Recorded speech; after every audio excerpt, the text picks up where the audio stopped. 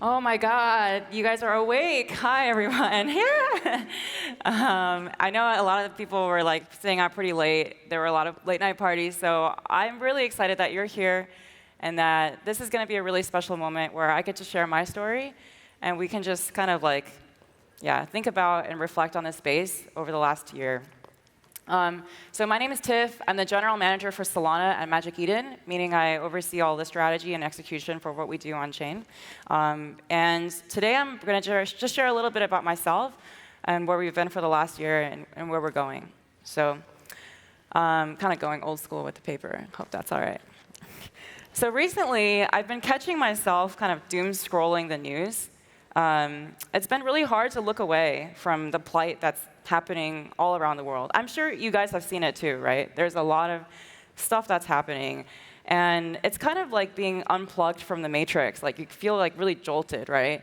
And I think over the course of the last year, whether it's recently or from months before, there are lots of situations that force us to like think deeply about our place in the world, like what we're doing with our time and why this all matters. So 2 years ago, I joined Magic Eden as our second hire. Personally, I was also not having the best of times. I was living alone in Los Angeles after having left a pretty difficult relationship. I remember I like found these two girls on Facebook Marketplace, and I like moved into this really random, one-bedroom apartment. And I was actually like, I started Magic Eden, and I have this like distinct memory of taking a Twitter space while lying on like my floor with radium, like 2 years ago. And so it was like a crazy, crazy journey. I'm 33 today, right? And I was raised in a very paradoxical environment that like many of us can probably relate to. I was a freshman in college when the financial recession happened, and I was kind of I was held this like tension, right? That I saw from the front row how cruel and how difficult the world was, while also like seeing tote bags and colorful Instagram posts about following your passion. So, I knew how difficult things would be and how I needed to make money to support myself, but I was also a helplessly like idealistic millennial. And this has been the ultimate gift and curse.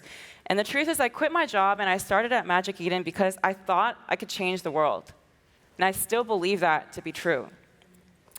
Before I joined Magic Eden, I was actually dead set on becoming a full-time writer. And I ultimately joined Magic Eden because I thought NFTs could help writers make more money. Have we gotten there? Debatable, but sometimes you sign up for one thing and then you get swept up into this other thing. And over the course of the first year at Magic Eden, I really clung to Magic Eden because it was incredible, right, to be part of something that you can build something from scratch. I thought NFTs, and I still think NFTs could be a technology that can help give people livelihoods. In other words, Magic Eden kind of gave me hope that my work mattered, and by extension, I also mattered.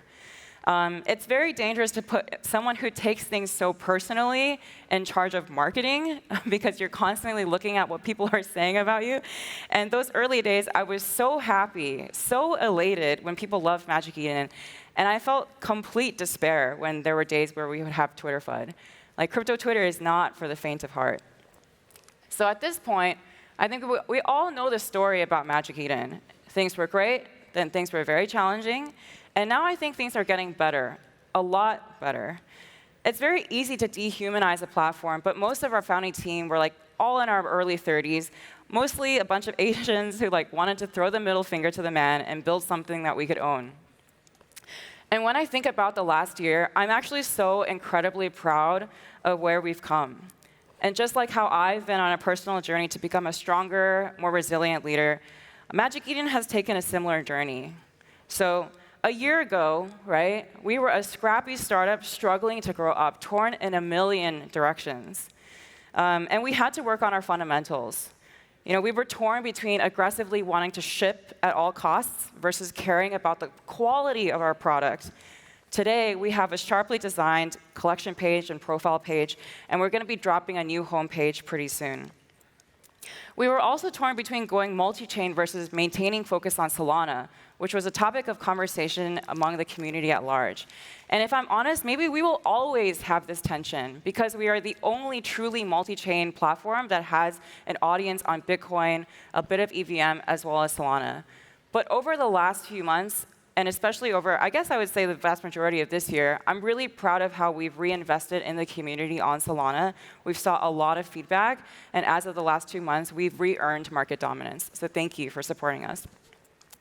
A year ago, we were also torn between pushing for results at all costs versus being healthy leaders and managers. And as a result of that, we had a lot of difficult conversations and completely restructured the company. So now we have 2 GMs. I'm general manager for Solana. We have another general manager who takes care of EVM and Bitcoin. And we have these cross-chain teams, such as product, engineering, marketing, et cetera, that support the organization at large. So we spent a large part of this time thinking deeply about what kind of company we wanted to be. And we had to make some painful but necessary decisions. Writers often talk about the power of revision. Revision allows us to face ourselves. Revision allows us to confront our fears of change, our fears of growth. And ultimately, revision makes us stronger people. It's not a coincidence that the word revision has the word vision in it. And I think for all the time we spent in the bowl waxing poetic about visions, like I think some of the craziest things I heard were like the DeFi to gaming pipeline, or like, you know, all these trustworthy platforms that ended up not being so trustworthy. That maybe, like just maybe, the state of revision, the constant state of revision, is more important to talk about than just waxing poetic about a vision. So we've spent the last year revising, becoming a company that knows how to exercise balance and can focus on multiple things at once. And we've done a lot to push Solana 2 in the following ways. Number one, once we got the fundamentals in order, we were able to actually innovate on new products that felt fun. So although people kind of joke about it and it's a bit cheeky, I will 100% talk about Lucky Buy right now. So I think Lucky Buy is an amazing source of innovation. For those who don't know, it's a product that allows you to receive an NFT potentially for less than the listing price. What did we do to bring this product to life? Number one, we built an algorithm that supported verified randomness on-chain from scratch. And this took weeks to build behind the scenes. In total, we've delivered NFTs to over 3,000 winners out of 7,000 buyers. And we've raised over 3,000 SOL for creator royalties. It's so successful, in fact, that other teams copied it, which makes me feel confident that we are doing what we should be doing, which is innovating. And for all of the royalties hullabaloo over the last year, it's an unlikely hero, but Lucky Buy has delivered more royalties to creators than any other innovation from any marketplace. The second thing is we also push our teams to experiment with new categories to help reach new users, to make NFTs feel like, to make sense, right, for the average non-crypto native user. So right now, a lot of NFTs are PFPs. But we wanted more, right? The burden of expanding the market falls on Magic Eden very heavily. And so one of the things we tried was Pokemon in partnership with Collector Crypt. Why Pokemon? 2 reasons. Number one is that by trading or collecting NFTs that are actually tokenized versions of cards, you can avoid the higher transaction fees on platforms such as eBay. And then the second reason is when people want to collect or buy, sometimes they don't actually want to own the inventory. And by having it on the marketplace and tokenized, you can actually claim ownership without having to actually touch the item, which creates a lot of efficiency for the user. So we've had 2 Pokemon drops. The first drop had over 110,000 impressions on the page, and both drops sold out instantly, and we're just getting started. Also, in terms of category expansion, we've made a long-term bet on gaming. We've supported games for a really long time, whether it was launching them, whether it was building an entire games page. The thing that we're really excited about now is our API. So we have SPL compatibility on our API, which means that if you are a game and you're trying to build an in-game marketplace, whether that's on mobile or on desktop, Magic Eden can help you power that as your liquidity layer. And we're really proud to be supporting both Honeyland and Fidelian as our launch partners, and hopefully many more to come that we'll announce in the upcoming weeks. So on top of this category expansion, right, Magic Eden has still also made long-term bets to build infrastructure that's necessary to get new people into this space.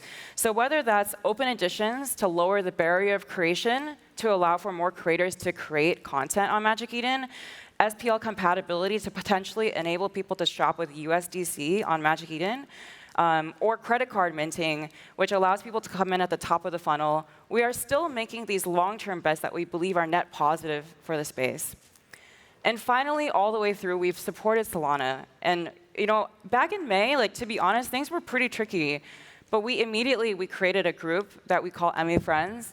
It's like a ton of people that we consult for anything, whether it's new products that are rolling out, optimizations for new products, or just sentiment at large. Literally right now, there's someone from HR asking people for their sizes so they can send them hoodies to say thank you. And also, we're really proud to have supported Solana as an organization. We have supported the Creator Showdown, which was to find new creators on Solana. And we've also supported Hyperdrive to stimulate new idea generations on chain. Beyond Solana, Magic Eden is going to break down a currently very siloed chain experience. So there are a ton of people on ordinals that are not looking at Solana because we have a very ultimately siloed chain experience, and we're really excited to close that. We also are making really big moves on EVM, and we actually announced yesterday that we were partnering with Yuga Labs on ApeFest. So there's more to come there, but I'm really excited for you guys to see what's to come in the next few days. There's a lot more that's possible. All right, I'm out of time, so I'm going to try to wrap really quick. But I always go back to the universal truth that, why did NFTs pop off, right? And really understanding the truth of that. NFTs popped off during the pandemic because people were lonely and they wanted to make friends and a little bit of money. That, to me, is a truth that we always come back to. And our work right now is to serve a demographic of people who grew up with the internet, made friends on the internet, and found a way to fuse deeper levels of social connectivity and commerce. Looking into the future, there are a few principles I hope we can work towards. One, I hope we can continue to make NFTs feel more real and accessible to a non-crypto native audience. And two, I hope we can actually make NFTs feel fun and, dare I say, magical.